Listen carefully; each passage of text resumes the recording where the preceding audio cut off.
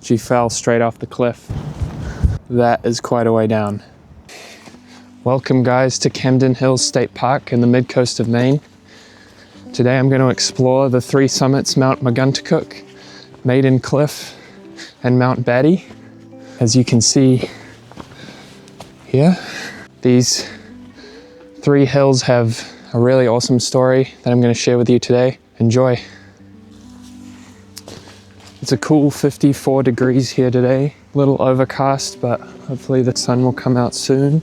As you can see all around me, the leaves are just starting to come back. It's a really beautiful time of year at the moment. The hope of spring, things warming up. It's so quiet up here. All I can hear is just a faint hum of cars driving by. And then mixed in with that, my favorite bird in Maine, the hermit thrush. Seems like the hermit thrush is living up to its name right now and being quiet and shy. But this is just awesome.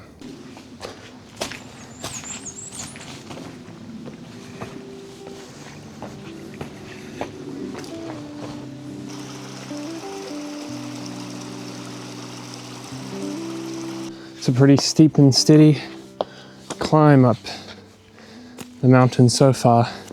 Look at all these natural staircases.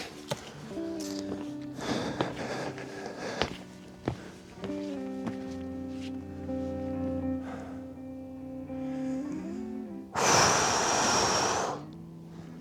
forgot you're right here.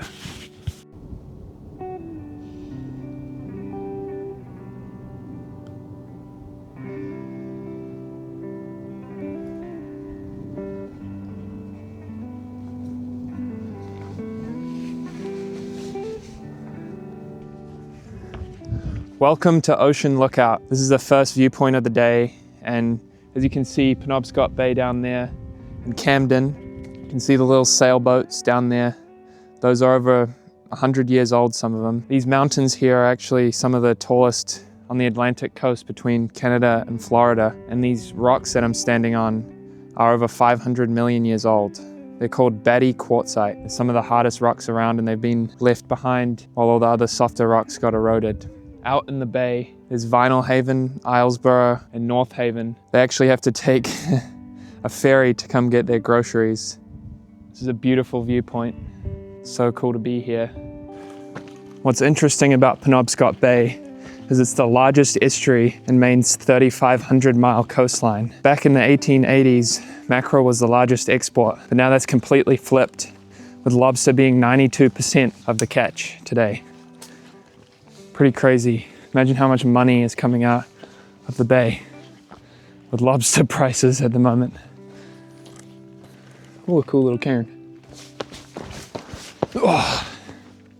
Summit 1 done, Mount Maguntacook. It's 1,385 feet, it's completely forested up here, no views. The ecosystem up here is called an acidic rocky summit. So there's lots of moss, as you can see, eating away at the rocks. This actually used to be covered under a mile of ice along with the rest of Maine 17,000 years ago during the Ice Age. When the ice melted, the ocean rose so fast that the sea level rose by 420 feet. A lot of what you see on the coast would have been completely underwater. Crazy how much the world changes on the span of thousands of years and how little we get to see in our lives. Apparently there's breeding pairs of peregrine falcons along these cliffs. I'm trying to listen out for them. I don't know if I'd be able to catch them on camera as they move at over 200 miles an hour, but I'll keep a lookout. There's little Mr. Chippy chewing on a pine seed of some sort. Look how cute he is. Aww. Crazy awesome.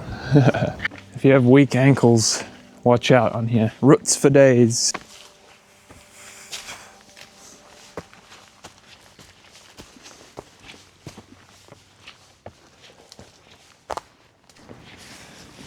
The wind's really blowing up here, so I'm gonna put my jumper back on and stop for some water. Hands are so cold they can barely move. I think I'm about 1K out from Maiden Cliff, where I'll catch back up with you again. I don't know if you can still hear me under that, but I'll take you off now and reclip. I've just spotted a peregrine falcon flying and hovering around. He's way too fast to catch on camera. I was just looking at the foliage on the ground and I thought it might look like poison ivy, and then look what the sign I've come across. Poison ivy.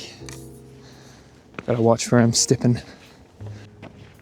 All right, we've made it to Maiden Cliff. You see that cross down there? That's the reason this cliff got its name. In 1864, an 11-year-old girl called Eleanor French died by falling 800 feet down into that lake. The story goes that her hat blew off and she ran to get it. She fell straight off the cliff.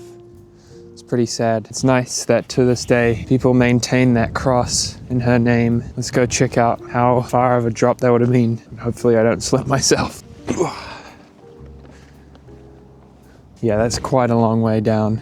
I would have not liked to do that. Oh, here's the plaque as well. Let's see if my facts were right.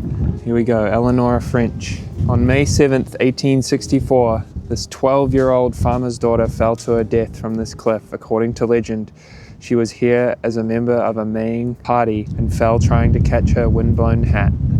This cross erected in her memory.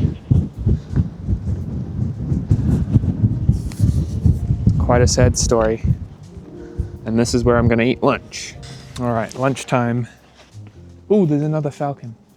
I don't know if that was on camera, but that is so cool. Okay, I got distracted. Here's the lunch pack for today.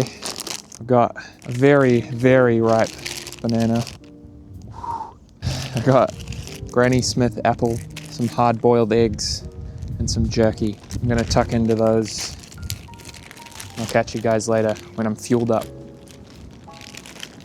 All right, lunch went down a treat and I doubled back over the ridge from Maiden Cliff, and I've just split off heading towards Mount Batty now, about 8.5 kilometers in. I don't know what that is in freedom units. It's pretty beautiful here. Little grove. There's lots of live action. All these trees have fallen. There's a big swamp down there. Pretty interesting. I wonder if there's erosion happening as water comes down from the mountains or the hills. Up there was where we were earlier today at the ocean lookout. It's pretty cool. There's a big rock slide down this cliff. I'm just in a sea of trees and decomposing leaf litter. There's some cool quartz.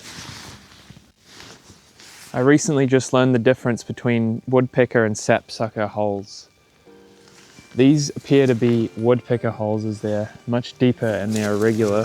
They go deep into the bark looking for wood-boring insects, whereas sapsuckers are more superficial into the shallower layers of the bark, and their lines are a lot more even and horizontal, and they leave their holes and invite insects to come in, and then they come back and have a good feast. Pretty interesting. We're coming up on the summit of Mount Batty now. It's actually named after an artillery battery that was placed up here during the War of 1812. The men of Camden were scared or worried that the English were going to raid Camden. So they drug artillery cannons through the forest and set them up. There's no evidence of them actually firing them. It's a pretty cool fact that the cannons were enough to scare the British away. Here's the summit of Mount Batty, and out looking on Penobscot Bay and Camden down there. I'm gonna climb this tower real quick. This tower was built to commemorate the men and women who served in World War I. This will be a good view. Fortunately, it's raining, so I won't stay up here for long, but just look at the 360. This is cool and wet and cold, but awesome. Now another cool fact is about this plaque down here. Edna St. Vincent Millay. She wrote a poem at 18 and she climbed up to here, and it kick-started her career, and she actually went on to win the Pulitzer Prize I'll read the poem here. All I could see from where I stood was 3 long mountains and a wood. I turned and looked another way and saw 3 islands in a bay. So with my eyes I traced the line of the horizon thin and fine, straight around till I was come back to where I'd started from. And all I saw from where I stood was 3 long mountains and a wood. It's pretty cool. And with that, it's time to head back to the car and dry off, because I'm starting to get soaked and cold. The last 1.5 kilometers or so, it's been really fun today.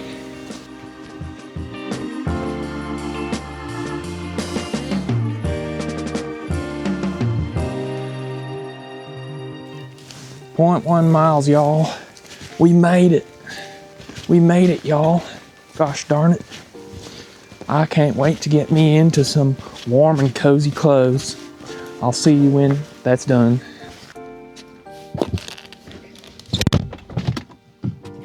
Woo! There we go. Shut up, seatbelt. All right. Sorry. There we go. That was Mount McGuntacook, Maiden Cliff, and then finishing it off with Mount Batty. That was a pretty cool day. Almost 9 miles, 15-ish kilometers. Hope you all have a wonderful rest of your day. Love you all.